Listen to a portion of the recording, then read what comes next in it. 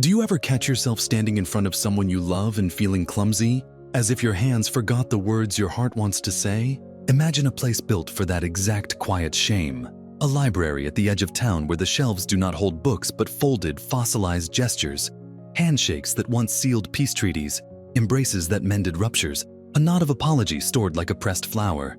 You come to this video because somewhere inside you there is the same awkwardness I just described, and you want to know why our bodies sometimes betray us, how nonverbal signals shape who we are to each other, and what you can do to reclaim fluency in the language of gesture. In the story at the heart of this episode, a young curator named Anya tends the Library of Forgotten Gestures. Her work is gentle and strangely surgical.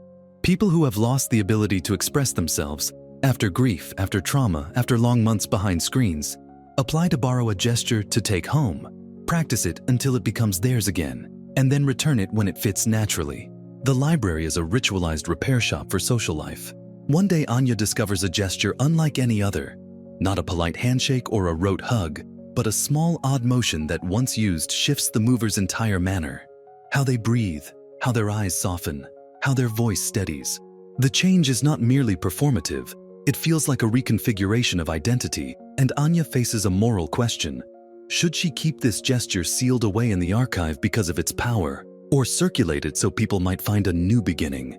At risk of creating dependence on borrowed comportment, that dilemma opens a window into the psychology of embodiment and social recognition, and it gives us a framework to understand what gestures do for us and how we can purposely reshape our nonverbal lives.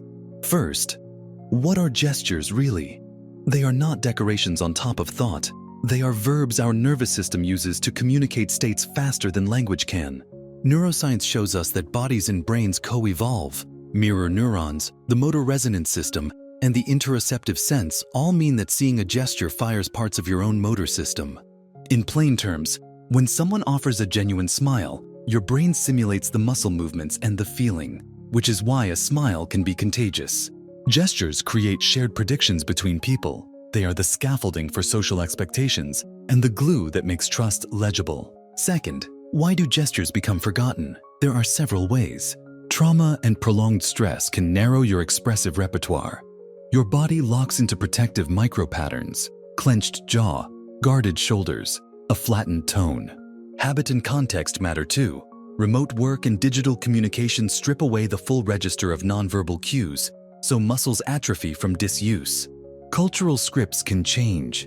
The handshake of one generation becomes the elbow bump of another, and we lose the older patterns that once carried meaning. Philosophically, gestures are also moral memory. Small acts that encode how a community treats one another.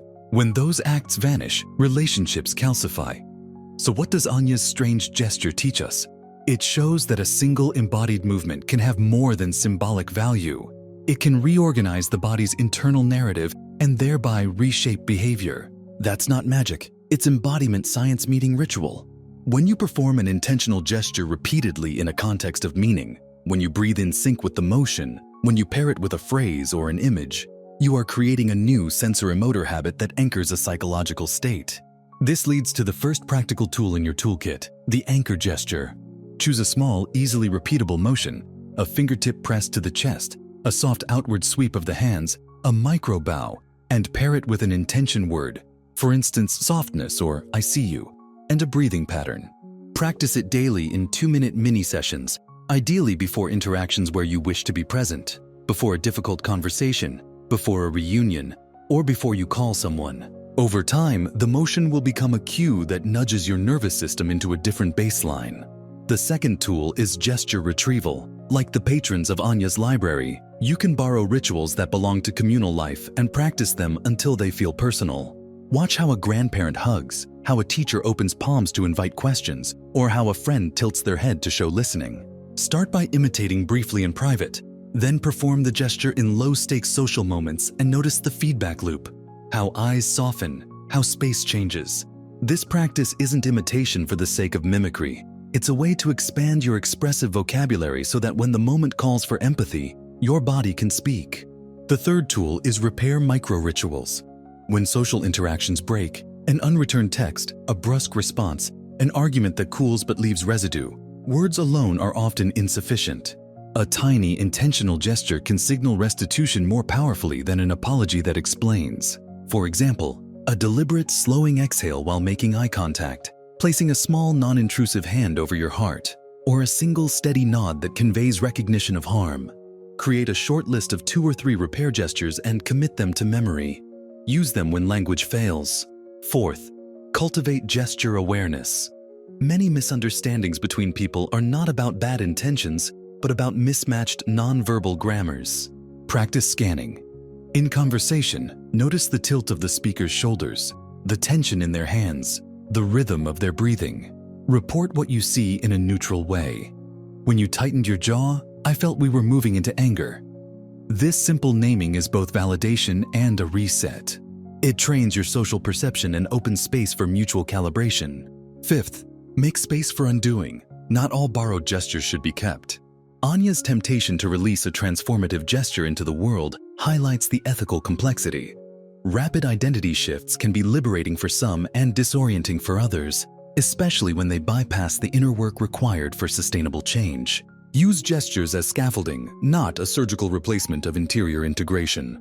Pair any practice with reflective questions. What in me resists this new motion? Which memories arise when I perform it? How does my body feel afterward? Lighter, hollow, or genuinely different? These questions ensure embodiment remains aligned with authenticity rather than becoming a theatrical mask.